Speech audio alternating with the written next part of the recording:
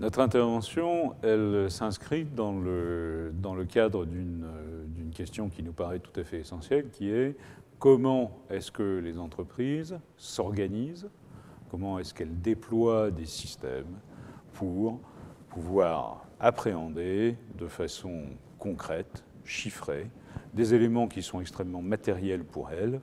Et pour appréhender ces éléments, pour les gérer, pour les piloter, eh bien, il faut qu'elles mettent en œuvre un certain nombre d'éléments qui sont des systèmes, qui sont des procédures, qui sont des incitations financières pour les managers, qui sont une panoplie d'outils que nous appelons des outils de gestion du risque ESG. Donc l'enquête que nous menons chaque année aujourd'hui a reçu un taux de réponse d'environ 50% sur le panel de 600 entreprises interrogées. L'objectif de ce questionnaire est d'observer si les entreprises utilisent les outils de gestion traditionnels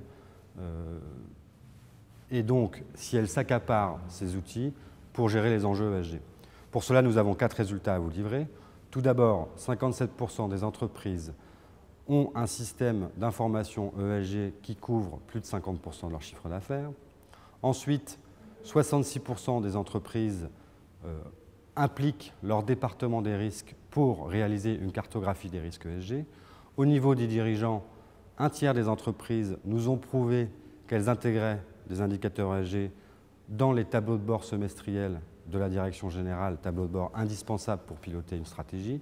Et enfin, un tiers des entreprises encore nous ont prouvé qu'elles intégraient des objectifs ESG dans la rémunération de leurs dirigeants et donc que ces objectifs conditionnaient le versement de cette rémunération.